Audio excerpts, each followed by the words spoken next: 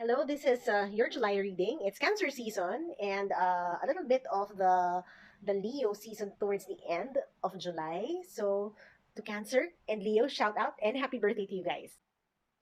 Leo, you need to be careful during one family gathering this July because so syempre family to, so it's definitely a relative who's gonna gossip about you, and you have to be careful also with your secrets.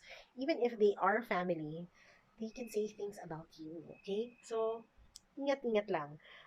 This gossip can turn out to be, eventually, sana, let's hope that this becomes an opportunity, not a failure, or it will lead to a nice opportunity.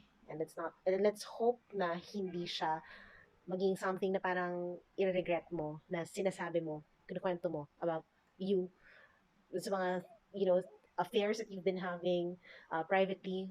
I would suggest na parang quiet ka na lang about it para hindi masira ang reputation mo sa ibang tao.